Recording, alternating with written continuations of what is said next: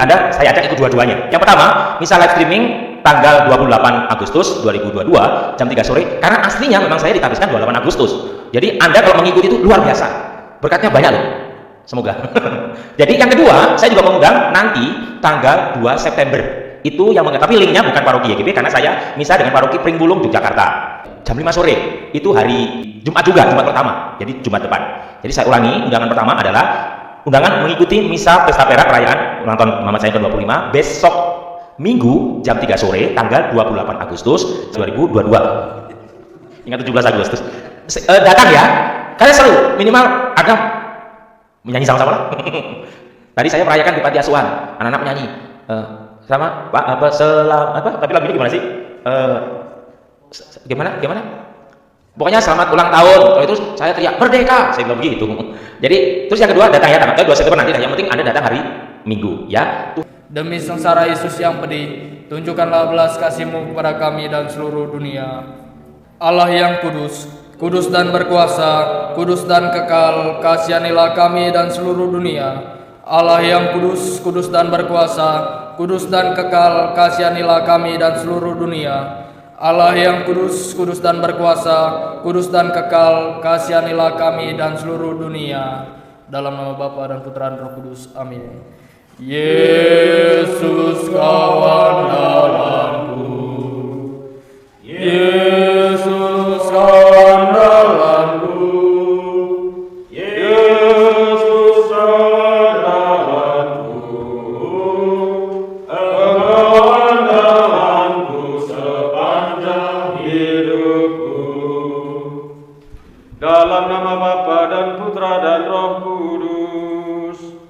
Amin. Rahmat dan damai sejahtera dari Allah Bapa dan dari Tuhan kita Yesus Kristus bersamamu dan bersama rohmu. Selamat sore. Bapak Ibu saudara-saudari, Frater, Bruder, Suster, Romo yang terkasih dalam Kristus. Kerajaan Allah diumpamakan dengan sikap bijaksana, setia, berjaga-jaga, dan itu diumpamakan dengan 5 gadis yang memiliki minyak dan 5 gadis yang tidak memiliki minyak. Yang memiliki minyak itu adalah mereka yang menghidupi imannya akan kerajaan Allah dalam kehidupan di dunia ini.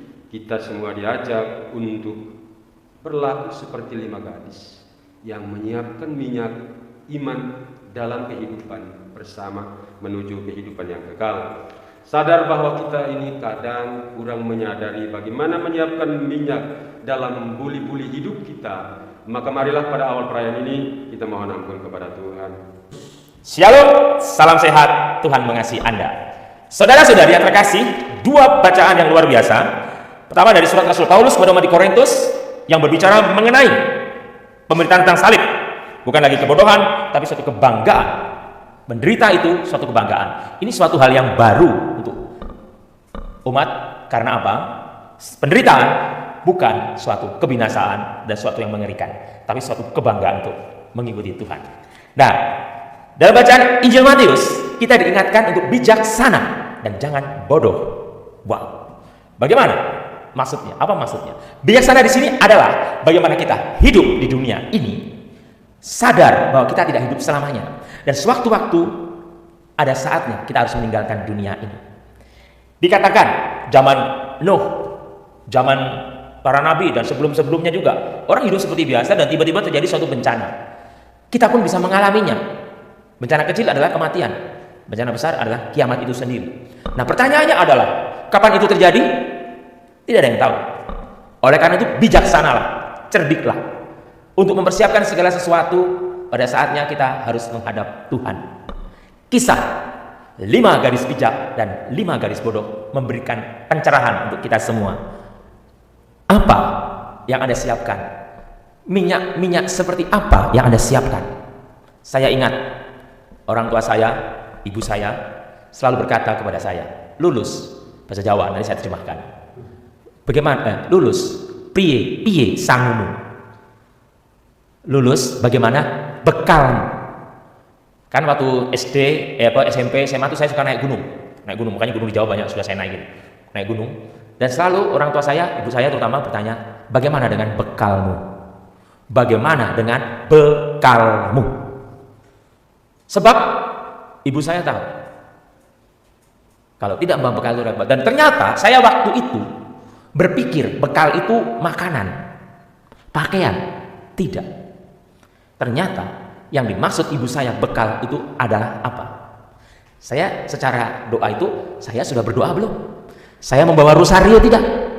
Itu yang ibu saya kalau katakan, semua bekal itu yang diutamakan oleh ibu saya itu justru hal-hal yang rohani. Bagaimana dengan bekalmu? Saudara-saudari, bagaimana dengan bekal Anda? Apa bekal Anda? Anda mungkin berpikir rekening bank, Anda berpikir properti, Anda berpikir harta. Wow, apakah itu bisa menyelamatkan Anda? Maybe not. Mungkin atau mungkin tidak. Tergantung pada Anda, saudara-saudari. Kalau Anda diberikan harta yang melimpah, kalau Anda diberikan properti yang luar biasa, pertanyaannya, semua harta properti itu adalah titipan. Bagaimana Anda mempergunakannya? Bagaimana Anda mempergunakannya? Apakah itu bisa mendukung bekal rohani Anda? Saudara-saudari, sekali lagi, bacaan hari ini mengingatkan kita. Dari bacaan surat Rasul Paulus pada umat Korintus mengingatkan bahwa menderita itu bukan kutuk, saudara-saudari. Ini konsep yang harus dihilangkan dalam pikiran kita. Kalau Anda susah, Anda menderita, Anda mengalami musibah, itu bukan kutuk, bukan kesialan. Tetapi kalau Anda mengalami musibah, mengalami penderitaan, itu kesempatan Anda berefleksi, retret pribadi. Saya sering mengalami kecelakaan, namanya tugas di pedalaman, dan kecelakaan yang paling parah yang saya pernah sharingkan adalah nabrak beruang, saudara-saudari. Yang hasilnya kaki saya lumpuh 4 bulan di kursi roda, saudara-saudari. Anda berpikir Romo bohong, mungkin nabrak babi, anjing, kucing, beruang asli. Sayang di situ tidak ada kamera CCTV, lawang di hutan, saudara-saudari. Nggak ada saksi, umat tuh nggak percaya. Kan Monsinyur uskup saya juga nggak percaya, jangan-jangan nabrak kucing atau anjing. Ya Tuhan, itu 3:30, saudara-saudari, jelas beruang. Saya bisa bedakan antara beruang dengan kodok, saudara-saudari. Ya jelas toh, serius beruang, saudara-saudari. Dan hasilnya Anda tahu, kaki saya patah dua-duanya. Saya 4 bulan di kursi, sepatu roda lagi, kursi roda, kursi roda, lumpuh, saudara-saudari. Dan Anda bisa bayangkan, dengan kaki seperti itu, Romo Lulus yang begitu luar biasa, energik, wow, pokoknya nggak bisa diam. Setengah autis saya, saudara-saudari. Jadi, wah, harus di kursi roda. Hari-hari pertama itu, waduh, saudara-saudari, ini apa sih? Setelah gitu, dokternya lagi ngomong begini, Romo saya beri anti nyeri. Anti nyeri sampai dosanya tinggi, karena memang sakit saya kan ada hubungannya dengan saraf. Tetapi dokternya bilang, kalau Romo bisa nahan sakit, nggak usah diminum. Kaget saya. Lah kenapa? Sebab efeknya juga berbahaya untuk saraf anti nyeri itu. Artinya Anda tahu, saya minum anti nyeri hanya sampai 3 hari. Hari keempat saya nggak minum lagi. Anda bisa bayangkan, setiap saat udah puncak sakit, karena setiap berapa jam sekali itu sakitnya minta ampun. Dan Anda tahu, wah ini bukan sok suci, saudara-saudari. Saya mandang salib. Oh beginilah salib itu beratnya. So, Rasul Paulus tadi mengatakan, salib itu bukan penghinaan, bukan kehinaan. Derita itu bukan suatu musibah yang mengerikan, tetapi dijalaninya. Let it be, biarlah semuanya berlalu. Semuanya akan semua berlalu, saudara-saudari. Dan yang utama adalah bijaklah. Bijaksanalah, karena sebab kalian tidak tahu akan hari maupun saatnya, karena itu berjaga-jagalah. Saudara-saudari, berjaga-jagalah.